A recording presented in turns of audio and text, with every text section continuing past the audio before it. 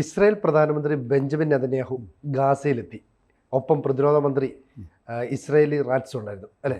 അപ്പോൾ ഇവർ ഇവിടെ എത്തിയതിന് ശേഷം ചില കാര്യങ്ങളൊക്കെ സംസാരിക്കുകയും ചെയ്തു. ഇപ്പം നമുക്ക് മനസ്സിലാകുന്നൊരു കാര്യം, ഇനി ഹമാസിന് അവിടെ ഭരിക്കാൻ കഴിയില്ല എന്ന് ഔദ്യോഗികമായി തന്നെ ബെഞ്ചമിൻ നെതന്യാഹു പറയുകയാണ്. അപ്പം ഗാസയുടെ നിയന്ത്രണം ഇനി ഇസ്രായേൽ ഏറ്റെടുക്കുമെന്നോ അല്ലെങ്കിൽ ഗാസ ഇസ്രായേലിനോട് കൂട്ടിച്ചേർക്കുമെന്നോ ഒക്കെ നമുക്ക് ഇതിനോട് കൂട്ടിച്ചേർത്ത് വായിക്കാൻ പറ്റുമോ? അപ്പോൾ ഈ ചൊവ്വാഴ്ചയാണ് നമ്മുടെ ഇസ്രായേലി പ്രൈം മിനിസ്റ്റർ നെതന്യാഹു ഗാസയിലെത്തി. അവിടെ നെറ്റ്സാറിം കോറിഡോർ എന്ന് പറഞ്ഞൊരു സ്ഥലമുണ്ട്. That divides the Gaza strip into 2. ആ രീതിയിൽ ഉള്ളൊരു സ്ഥലമാണ്. അവിടെ ചെന്നു. അദ്ദേഹത്തിൻ്റെ കൂടെ ഈ പറഞ്ഞ പോലെ ഡിഫൻസ് മിനിസ്റ്റർ ഉണ്ടായിരുന്നു, ഇസ്രായേൽ കാറ്റ്സ്. പിന്നെ ഹെർസി ഹലേവി എന്ന് പറഞ്ഞ IDF ചീഫും ഉണ്ടായിരുന്നു. പിന്നെ വേറെ കുറേ VIPs ഒക്കെ ഉണ്ടായിരുന്നു. അപ്പോൾ അവിടെ ചെന്ന് കഴിഞ്ഞിട്ട് ഇദ്ദേഹം പ്രത്യക്ഷപ്പെട്ടത് മറ്റേ ജാക്കറ്റും ഹെൽമെറ്റും ഒക്കെ വെച്ച് ഒരു പട്ടാളക്കാരൻ്റെ വേഷത്തിലാണ് അവിടെ പ്രത്യക്ഷപ്പെട്ടത്. അപ്രതീക്ഷിതമായിട്ടുള്ള വരവായിരുന്നു. അപ്പോൾ അവിടെ വെച്ച് അദ്ദേഹം കുറച്ച് പ്രഖ്യാപനങ്ങളൊക്കെ നടത്തി. അതായത് ഹമാസിനെ പറ്റിയാണ് ആദ്യമായിട്ട് പറഞ്ഞത്. ഹമാസിന് ഇനി ഈ യുദ്ധം അവസാനിച്ചാലും ഇവിടെ ഭരിക്കാനുള്ള ത്രാണി ഉണ്ടാവില്ല, കാരണം അവരുടെ നാട്ടിൽ ആ രീതിയിൽ ഒടിച്ചാണ് വിട്ടിരിക്കുന്നത്. അപ്പോൾ അതുകൊണ്ട് പിന്നെ ചർച്ചയ്ക്ക് അത്ര വലിയ താല്പര്യമൊന്നും അദ്ദേഹം പ്രകടിപ്പിച്ചില്ല. പിന്നെ വേറൊരു കാര്യം, വേറെ ചില പ്രഖ്യാപനങ്ങൾ കൂടി നടത്തി. ഗാസയിൽ പിന്നെ ഒരു 102ഓളം പേരെ തിരിച്ചു കിട്ടാനുണ്ട്. ഇവർ തട്ടിക്കൊണ്ടുപോയ ഈ ഹോസ്റ്റേജസിൽ ആരെങ്കിലും തിരിച്ചു വരികയാണ്, തിരിച്ചു കിട്ടുകയാണ് എങ്കിൽ അവർക്ക് $50 ലക്ഷം കൊടുക്കും. ഈ തിരിച്ചു വരുന്നവർക്ക് $50 ലക്ഷം എന്ന് പറയുമ്പോൾ അബൌട്ട് 42 കോടിയുടെ അടുത്ത് വരും. വലിയൊരു തുകയാണ്, വലിയ തുകയാണ്.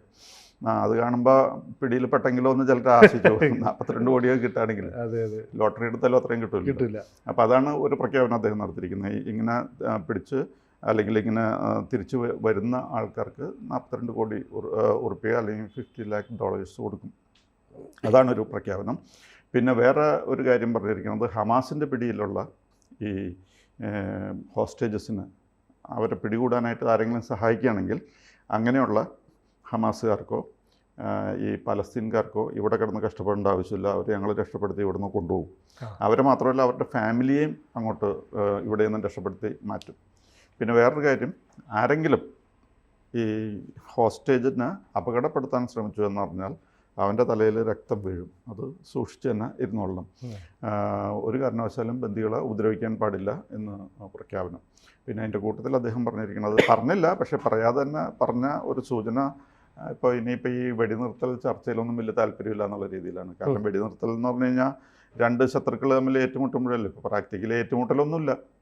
കുറച്ച് ഹമാസിൽ ഇനിയിപ്പോൾ ബാക്കിയുള്ള ആരെങ്കിലും ഏതെങ്കിലും ടണലിനകത്ത് ഒളിച്ചിരിക്കുന്നതല്ലാതെ ഇസ്രായേലി ആർമിക്കെതിരെ അല്ലെങ്കിൽ ഇസ്രായേലി ഡിഫൻസ് ഫോഴ്സിനെതിരെ കാര്യമായിട്ടുള്ള യാതൊരു അറ്റാക്കോ മറ്റ് പ്രശ്നങ്ങളോ ഒന്നും നടക്കുന്നില്ല. അതാണ് ഇപ്പോഴത്തെ അവസ്ഥ. ലേറ്റസ്റ്റ് അദ്ദേഹം അവിടെ ചെന്നപ്പോൾ പറഞ്ഞത്.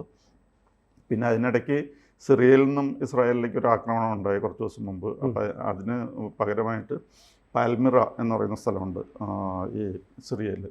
അവിടെ അവർ ബോംബാക്രമണം നടത്തി. അതിൽ 36 പേര് കൊല്ലപ്പെട്ടു. മാത്രമല്ല ഗാസയിലാണെങ്കിലും കഴിഞ്ഞ 24 മണിക്കൂറിനുള്ളിൽ 50 പേര് മരിച്ചിട്ടുണ്ട് ഇസ്രായേലി ആക്രമണത്തിൽ. അപ്പോൾ ഇതോടുകൂടി ഈ 50 കൂടി കൂട്ടിച്ചേർത്ത് കഴിഞ്ഞാൽ 43,972 പേര്, ഇത്രയാണ് ടോട്ടൽ ഇതുവരെ മരിച്ചിരിക്കുന്നത്. അപ്പോൾ ഇതൊക്കെയാണ് ഇപ്പോഴത്തെ ലേറ്റസ്റ്റ് പൊസിഷൻ. സാർ, ഇപ്പോൾ ഗസയിലെ ഒരു യുദ്ധമുഖത്തേക്ക് ചെല്ലുകയാണ് ഇസ്രായേൽ പ്രധാനമന്ത്രി. അപ്പം ആ ചെല്ലുമ്പോൾ ഒരു സോൾജിയറായിട്ട് തന്നെയാണ് ചെല്ലുന്നത് അല്ലേ? ഒരു ജാക്കറ്റൊക്കെ ഇട്ട് തലയിൽ ക്യാപ്പൊക്കെ. അപ്പോൾ അവിടുത്തെ സേനാ വിഭാഗത്തിന് വലിയൊരു എന്താ പറയുന്നത് സപ്പോർട്ട് കിട്ടുകയാണ്. ഞങ്ങൾക്കൊപ്പം പ്രധാനമന്ത്രി ഉണ്ട് എന്ന് പറയുന്നത്. മാത്രമല്ല അവിടെ തകർന്നടിഞ്ഞ കെട്ടിടങ്ങൾക്കെല്ലാം മുമ്പിൽ അദ്ദേഹം നിൽക്കുന്നുള്ളത് കാണുകയും ചെയ്യുന്നുണ്ട്. അപ്പോൾ അദ്ദേഹം ഷെയർ ചെയ്തിട്ടുണ്ട്. അതേപോലെ ഇസ്രായേലി ഡിഫൻസ് ഫോഴ്സസും ഇതിന്റെ ഡീറ്റെയിൽസ് പുറത്തുവിട്ടുണ്ട്, ഫോട്ടോസ് വീഡിയോസ് ഒക്കെ അല്ലേ? അതെ, അപ്പോഴാണ് ആദ്യം ആൾക്കാർ അറിയുന്നത്. പിന്നെ നെതന്യാഹു എന്ന് പറഞ്ഞു കഴിഞ്ഞാൽ he is A very inch soldier. അദ്ദേഹം ഈ 1967 വാറൊക്കെ നടക്കുന്ന സമയത്ത് ഇസ്രായേലി ആർമിയുടെ ഭാഗമായിരുന്നു. അപ്പോൾ അത് മാത്രമല്ല, ഇദ്ദേഹത്തിന്റെ ബ്രദറിനെ പറ്റി കേട്ടിട്ടുണ്ടായിരുന്നു. ഒരു വേറൊരു കേണൽ നെതന്യാഹു എന്ന് പറഞ്ഞ എൻഡബെ ഓപ്പറേഷനിൽ പങ്കെടുത്ത ആളാണ് അദ്ദേഹം. പക്ഷേ ആ ഓപ്പറേഷനിൽ അദ്ദേഹം മരിച്ചുപോയി. പക്ഷെ അവിടുത്തെ ജനങ്ങളെയൊക്കെ ഓപ്പറേഷൻ സക്സസ് ആയിരുന്നു. അപ്പോൾ അവരെല്ലാം രക്ഷപ്പെടുത്തി കൊണ്ടുവന്നു. അപ്പോൾ ഇവർക്ക് ഈ ആർമി എന്ന് പറഞ്ഞാലും വാർഫെയർ എന്ന് പറഞ്ഞാലും ഒക്കെ രക്തത്തിലുള്ള കാര്യമാണ്. അല്ലാതെ വെറുതെ ഓഫീസിലിരുന്നിട്ട് ഇൻസ്ട്രക്ഷൻ കൊടുക്കലല്ല. ഇവർ they like to be real സിറ്റുവേഷനെ ഫേസ് ചെയ്തിട്ടുള്ള ആൾക്കാരാണ്. അതെ അതെ, റിയൽ സിറ്റുവേഷൻ ഫേസ് ചെയ്തിട്ടുള്ള ആളാണ്. പിന്നെ ഇസ്രായേൽ എല്ലാവരും പട്ടാളക്കാരാണ് ശരിക്കും പറഞ്ഞു കഴിഞ്ഞാൽ. അതെ അതെ. യുവാക്കളായാലും യുവതികളായാലും അവർക്ക് ട്രെയിനിങ് കൊടുത്തിട്ടുണ്ട്. ആർക്ക് വേണമെങ്കിലും തോക്കെടുക്കാനായിട്ട് സാധിക്കും ഏത് നിമിഷത്തിലും. അതുകൊണ്ടൊക്കെയാണ് അവർ പിടിച്ചു നിൽക്കുന്നത്. സാറേ, ഇപ്പോൾ ഒക്ടോബർ 7 മുമ്പ് അതായത് ഇപ്പം ഈ ഇസ്രായേലിലേക്ക് ഇവർ കയറും, ഹമാസിൻ്റെ ആളുകൾ കയറുമെന്ന് അറ്റാക്ക് ചെയ്തതിന് തൊട്ട് മുമ്പ് തന്നെ ഇസ്രായേൽ ഭരണകൂടം ജനതയോട് പറഞ്ഞിരുന്നു, നിങ്ങൾ ഏതൊരു യുദ്ധത്തിനും ഫേസ് ചെയ്യാൻ തയ്യാറാണ്, നിങ്ങൾക്ക് ആയുധ പരിശീലനം തരാം, ആയുധം ഉപയോഗിക്കാൻ പരിശീലനം കൊടുക്കുന്നു, അത് സ്ത്രീകളായിക്കോട്ടെ പുരുഷന്മാരായിക്കോട്ടെ വ്യത്യാസമില്ലാതെ. അപ്പോൾ അവിടുത്തെ ജനങ്ങൾ മുഴുവൻ ഒരു സോൾജിയർ ആകാൻ തയ്യാറായി നിൽക്കുന്നതാണ്. അവരവരുടെ അതിജീവനത്തിന് വേണ്ടിയിട്ടാണ് അത് ചെയ്തത്. ശരിക്കും പറഞ്ഞാൽ ഹമാസ് എന്ന് പറയുന്ന ഒരു ഭീകര സംഘടനയെ ഇറാൻ എന്ന് പറയുന്ന ഒരു രാജ്യം വളർത്തിക്കൊണ്ടുവരികയും അവരുടെ ഭീകരാശയങ്ങൾ അടിച്ചേൽപ്പിച്ച് ഇസ്രായേലിനെ തകർക്കാൻ ശ്രമിക്കുകയും ചെയ്തു. അപ്പോൾ അറബ് രാജ്യങ്ങൾ ഉൾപ്പെടെ പിന്തുണ കിട്ടുമെന്ന് ഇറാൻ പ്രതീക്ഷിച്ചു. പക്ഷേ ഒരു രാജ്യവും പിന്തുണച്ചില്ല. മാത്രമല്ല, ഈ ഇറാൻ എന്ന് പറയുന്ന ഒരു തീവ്രവാദത്തെ വളർത്തുന്ന രാജ്യം ഇല്ലാതായിക്കോട്ടെ ലോകത്ത് എന്ന് അവർ ആഗ്രഹിക്കുകയും ചെയ്യുന്നുണ്ട്. അപ്പം ഈ ബെഞ്ചമിൻ നെതന്യാഹു ഇപ്പോൾ ഈ ഗസയിലേക്ക് എത്തുകയും അവിടുത്തെ കാര്യങ്ങളൊക്കെ നേരിട്ട് കാണുകയും ചെയ്തു. അപ്പോൾ ഈ മേഖലയിൽ നിന്ന് കുറേ ആളുകൾ ഓടിപ്പോയിട്ടുണ്ട് ഇസ്രായേലിൽ നിന്ന്, ഒരു 60,000-ഓളം പേര്. അവരെയൊക്കെ പുനരധിവസിപ്പിക്കും എന്നും ഈ പറയുന്ന ബെഞ്ചമിൻ നെതന്യാഹു പറഞ്ഞു. അപ്പോൾ അവശേഷിക്കുന്ന ഹമാസുകാരുടെ വേണമെങ്കിൽ നിങ്ങൾ ജീവൻ വേണ്ട രക്ഷപ്പെട്ടു എന്നല്ലേ പറയുക? കുറച്ചുപേര്, അതായത് പ്രത്യേകിച്ച് ഈ ബന്ദികളെ രക്ഷപ്പെടുത്താനായിട്ട് സഹായിക്കുന്നവരോട് വളരെ കൈൻഡ് ആൻഡ് ജനറസ് ആയിരിക്കും. പിന്നെ അവരെ അവിടെ നിന്ന് മാറ്റി വേറെ പുനരധിവസിപ്പിക്കാനൊക്കെയുള്ള കാര്യങ്ങളൊക്കെ അവർ ചെയ്തോളും. അതിന് ഇസ്രായേൽ റെഡിയാണ്. പക്ഷേ അതേസമയം ഈ ബന്ദികളെ ആക്രമിച്ചു കഴിഞ്ഞാൽ അതനുസരിച്ച് തിരിച്ചടിക്കും എന്നും പറഞ്ഞിട്ടുണ്ട്. അപ്പോൾ ആ രീതിയിലാണ് ഇപ്പോൾ കാര്യങ്ങൾ. സാർ, ഇപ്പോൾ 103ഓളം ബന്ദികൾ അവരുടെ കയ്യിലുണ്ടെന്നാണ് നിലവിലെ കണക്ക്. പക്ഷേ അതിൽ എത്ര പേർ ജീവിച്ചിരിപ്പുണ്ട്, എത്ര പേർ ജീവനില്ലാതെയാണെന്ന് അറിയില്ല. അവസാന നിമിഷത്തിൽ യാഹിയ സിൻവറിനെയൊക്കെ പിടികൂടുന്ന സമയത്ത് 6 പേരെ ഇവർ വെടിവെച്ച് കൊന്നിരുന്നു. പിന്നീടുള്ള ഹോസ്റ്റേഴ്സ് അത് അമേരിക്കക്കാരുൾപ്പെടെ ഉണ്ട്. അതുകൊണ്ട് അമേരിക്കക്കാരായ ബന്ദികളെ പോലും വിട്ടില്ലെങ്കിൽ അമേരിക്ക അതും പറഞ്ഞിട്ട് വേണമെങ്കിൽ ബാക്കിയുള്ളവരെ തീർക്കാൻ രംഗത്തിറങ്ങിയേക്കാം. എന്തായാലും ഉള്ള ആളുകളെ മോചിപ്പിക്കാൻ 42 കോടിയോളം അല്ലെ നമ്മുടെ ഒരു കണക്കെടുത്താൽ അത്രയും പൈസ കൊടുക്കാൻ ഒരു ഭരണകൂടം തയ്യാറാകുക എന്ന് പറഞ്ഞാൽ ആ രാജ്യത്തെ ജനങ്ങൾ അവർ അത്രയും വില കൽപ്പിക്കുന്നതാണ്. അതുകൊണ്ടാണല്ലോ ഇത് നമ്മൾ നേരത്തെ കേട്ടിട്ടുള്ള വേറെ ഒരു സംഭവം ഉണ്ടല്ലോ, ഗിലാദ് ഷാലിറ്റ് എന്ന് പറഞ്ഞ ഒരു പട്ടാളക്കാരൻ ഇവരുടെ ഈ ഹമാസ് പിടിച്ചുകൊണ്ടായിരുന്നു. അത് കഴിഞ്ഞ് അദ്ദേഹത്തിനെ തിരിച്ചു കിട്ടാനായിട്ട് ശ്രമിച്ചിട്ട് ഒരു മാർഗമില്ല. അവസാനം 1027 ആൾക്കാരെ അങ്ങോട്ട് കൊടുത്തിട്ടാണ് ഓർഡിനറി സോൾജറാണ്, വേറെ വലിയ പോസ്റ്റിലൊന്നുള്ള ആളല്ല. പക്ഷെ അത്രയും 1027 പേരെ തിരിച്ചു കൊടുത്തിട്ടാണ് ഒരാളെ ഇങ്ങോട്ട് കിട്ടണത്. അപ്പോൾ ഈ രണ്ടു കൂട്ടരും മനുഷ്യജീവന് കാണുന്ന വിലയുടെ ഒരു വ്യത്യാസം അതിൽ പ്രകടമാണ്. മാത്രമല്ല, ഈ ഗിലാദ് ഷാലിറ്റിനെ കൊടുത്തു കഴിഞ്ഞപ്പോൾ 1027 പേരെ അങ്ങോട്ട് ഹമാസിന് തിരിച്ചു കൊടുത്തായിരുന്നു.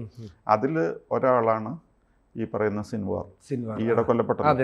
ഈ യാഹ്യ സിൻവർ 10-20 കൊല്ലത്തിൽ കൂടുതൽ ഇസ്രായേലിൽ ജയിലിലായിരുന്നു. ആ ജയിലിൽ കിടക്കുമ്പോൾ ഇദ്ദേഹത്തിന്റെ തലയിൽ ട്യൂമർ വന്നു. ട്യൂമർ ഓപ്പറേറ്റ് ചെയ്ത് അത് ശരിപ്പെടുത്തി എടുത്തത് ഇസ്രായേലാണ്. ഇസ്രായേലിന്റെ ആ മെഡിക്കൽ സയൻസ് ആൻഡ് ടെക്നോളജിയിലെ ഒരു അൾട്ടിമേറ്റ് ആണ്. മെഡിസിന്റെ കാര്യത്തിൽ അതേപോലെ തന്നെയാണ്. അവരുടെ ചില മെഡിക്കൽ യൂണിവേഴ്സിറ്റീസ് ഒക്കെ വേൾഡ് ഫേമസ് ആണ്. അപ്പോൾ അദ്ദേഹത്തിന്റെ ഈ ട്യൂമർ മാറ്റി രക്ഷപ്പെടുത്തി എടുത്തതാണ് ഇസ്രായേൽ. വാസ്തവത്തിൽ അദ്ദേഹം ഇസ്രായേലിന്റെ പിടിയിലല്ലായിരുന്നെങ്കിൽ ചിലപ്പോൾ ആ ട്യൂമർ കൊണ്ട് തന്നെ തട്ടിപ്പോയാൽ. പക്ഷെ അദ്ദേഹത്തെ രക്ഷപ്പെടുത്തി എടുത്തായിരുന്നു ഇസ്രായേൽ. പക്ഷേ അത് കഴിഞ്ഞിട്ടാണ് പിന്നെ ഈ ഡെവലപ്മെൻറ്റ്സ് ഒക്കെ വന്നു. ഇപ്പോൾ ആള് മരിച്ചു. ഇപ്പം ജയിലിൽ കിടക്കുന്ന ആളാണെങ്കിൽ പോലും ഇസ്രായേൽ ഭരണകൂടം അത്രയും മനുഷ്യജീവന് വില കൽപ്പിക്കുന്നുണ്ട്. പക്ഷേ തിരിച്ച് ഈ പറയുന്ന ഗസയിലുള്ള ഹമാസ് ആയിക്കോട്ടെ അല്ലെങ്കിൽ ഹിസ്ബുള്ള ആയിക്കോട്ടെ അവരൊക്കെ എന്ന് പറഞ്ഞാൽ ചാവേറുകളായിട്ട് പ്രവർത്തിക്കുകയാണ്. ഞങ്ങൾക്കൊന്നും വേണ്ട, എങ്ങനെയാലും ഞങ്ങൾ മരിച്ചാലും വേണ്ടില്ല, കുറേ ഇസ്രായേലികൾ ചാകണമെന്നാണ്. അപ്പോൾ ഈ ഒരു ആറ്റിറ്റ്യൂഡിലുള്ള യുദ്ധവുമായി മുന്നോട്ട് പോകുമ്പോൾ ഇനി ഇത് അനുവദിക്കാൻ കഴിയില്ല എന്ന് ഇസ്രായേൽ ഒരു നിലപാടെടുക്കുന്നു. അല്ലെങ്കിൽ പിന്നെ എന്താ പ്രശ്നം എന്ന് പറഞ്ഞു കഴിഞ്ഞാൽ ദിവസം ഇത് തന്നെയാണ്. ഇപ്പോൾ ഇറാൻ കണ്ടവർക്കൊക്കെ ആയുധം അത് വെച്ചെപ്പോഴും ആക്രമിച്ചുകൊണ്ടിരിക്കുക. അപ്പോൾ ഇസ്രായേൽ ഒരു നിമിഷം അനങ്ങാതെ ഇരുന്ന് കഴിഞ്ഞാൽ അവർ തകർത്ത് കളയും, തുടച്ചു മാറ്റും. ഇതൊക്കെയാണ് പോളിസി. ആദ്യം അറേബ്യൻ കൺട്രീസ് മുഴുവനും ഇത് ചെയ്തുകൊണ്ടിരുന്നതാണ്. പക്ഷേ ഈ ഇറാൻ്റെ ആക്രമണം എന്ന് പറഞ്ഞു കഴിഞ്ഞാൽ ഇൻഡിസ്ക്രിമിനേറ്റ് ആണ്. ജൂതന്മാരാണോ മറ്റതാണോ മറിച്ചാണോ എന്നൊന്നും നോട്ടമില്ല, എല്ലാവരെയും ആക്രമിക്കുകയായിരുന്നു. അപ്പോൾ സൗദി അറേബ്യയാണ് ഏറ്റവും കൂടുതൽ they have been bearing the brunt. ഏറ്റവും കൂടുതൽ ഇതിൻ്റെ ബുദ്ധിമുട്ട് അനുഭവിച്ചത് സൗദി അറേബ്യയാണ്. കാരണം യമനിൽ നിന്നും എപ്പോഴും ഹൂത്തികൾ ഇങ്ങനെ റോക്കറ്റ്സ് വിട്ടുകൊണ്ടിരിക്കുകയാണ്. അപ്പോൾ ആ സൗദി യമൻ കോൺഫ്ലിക്റ്റിൽ ഹൂത്തികളും സൗദിയായിട്ടുള്ള കോൺഫ്ലിക്റ്റിൽ about 2 lakh people have perished എന്നാണ് പറയുന്നത്. അപ്പോൾ അതുകൊണ്ട് സൗദിക്ക് അറിയാം ഇറാന് ശക്തി വന്നാലുള്ള പ്രശ്നം എന്താണെന്ന്. നേരത്തെയൊക്കെ ആയിരുന്നെങ്കിൽ ഇവർ ഈ മതപരമായ യൂണിറ്റി കാണിച്ചതിന്.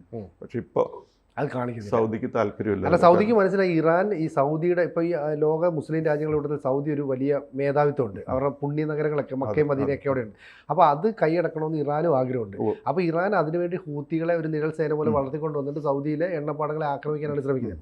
ഇത് തിരിച്ചറിഞ്ഞതോടുകൂടിയാണ് ഈ അറബ് കൺട്രീസ് പൂർണ്ണമായിട്ടും ഇസ്രായേലിനൊക്കെ പരോക്ഷമായെങ്കിലും ഒരു പിന്തുണ കൊടുക്കുന്നത്. അതായത് പരോക്ഷമായിട്ട് പിന്തുണ കൊടുക്കുന്നത് മാത്രമല്ല, അമേരിക്ക വലിയൊരു റോള് അതിൽ അമേരിക്കയുടെ ഉണ്ട്. അവർ ഈ രാജ്യങ്ങളൊക്കെ ഒന്ന് ലോഹ്യപ്പെടുത്തിയെടുക്കാനായിട്ട് ശ്രമം നടത്തുന്നുണ്ടായിരുന്നു. കാരണം എബ്രാഹിമിൻ്റെ സന്തതികളാണ് ഇവരെന്നാണ് പറയുന്നത്. എബ്രാഹിമിൻ്റെ സന്തതികളിൽപ്പെട്ടാണ് ഇസ്രായേൽ ഒരു വശത്ത്, മറുവശത്ത് ഈ പറയുന്ന അറബികളും. അപ്പോൾ ആ രീതിയിലാണ് കാണുന്നത്. ആ രീതിയിൽ എബ്രാഹാമിക് അക്കോർഡ് എന്ന് പറഞ്ഞൊരു ട്രീറ്റിയൊക്കെ ഉണ്ടായിരുന്നു. അതായത് അതിൽ UAE ഓൾറെഡി ഇസ്രായേലായിട്ട് വർക്കിംഗ് കണ്ടീഷൻ നിലനിർത്തുന്നു. അവിടെ ബിസിനസ്സും മറ്റു കാര്യം നല്ല തോതിൽ ബിസിനസ് നടക്കുന്നുണ്ട് അവർ തമ്മിൽ.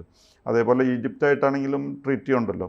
പിന്നെ സൗദി അറേബ്യ അങ്ങനെ ഒഫീഷ്യലി വലിയ ലോഹ്യമില്ലെങ്കിലും സൗദി ഗവൺമെൻറ്റും ഇസ്രായേലുമായിട്ട് അണ്ടർസ്റ്റാൻഡിംഗ് ഉണ്ട്. അപ്പോൾ അവർക്കൊക്കെ അറിയാം ഇറാൻ ശക്തി പ്രാപിച്ചു കഴിഞ്ഞാൽ അതിൻ്റെ അടി തിരിച്ചു കിട്ടാൻ പോണത് അറബികൾക്ക് തന്നെയാണ്. അതുകൊണ്ടാണ് അവരിതിൽ ഇടപെടാത്തത്. എന്തായാലും ഇപ്പോൾ ബെഞ്ചമിൻ നെതന്യാഹു ഗസയിൽ എത്തി കൃത്യമായൊരു സന്ദേശം നൽകി, ഞങ്ങൾ ഗസയെ കീഴടക്കിയിട്ടുണ്ട്, ഇനി ഇവിടെ ഹമാസുകാരുണ്ട്, ഞങ്ങൾ മൂടോടെ എല്ലാത്തിനെയും പിടിതെറിയും. അപ്പോൾ ഏതെങ്കിലും കാരണവശാൽ ഇറാൻ ഇനി സഹായമായി സാമ്പത്തികമോ സൈനികമോ തന്നാൽ ഞങ്ങളതിനെ ഇല്ലാതാക്കുമെന്നാണ് പറയുന്നത്. മാത്രമല്ല ഒരുപക്ഷെ ഗസയും ഈ പറയുന്ന വെസ്റ്റ് ബാങ്ക് ഉൾപ്പെടെയുള്ള നഗരങ്ങൾ കൂട്ടിച്ചേർത്ത് ഒരു വിശാല ഇസ്രായേൽ രൂപീകരിക്കാനുള്ള സാധ്യതയും മുന്നിലുണ്ട് അല്ലേ? നമുക്ക് കാത്തിരിക്കാം. കൂടുതൽ വാർത്തകളും വിശേഷങ്ങളും നിങ്ങളിലേക്ക് എത്താൻ ABC മലയാളം സബ്സ്ക്രൈബ് ചെയ്യുക, ബെൽ ബട്ടണും അമർത്തുക.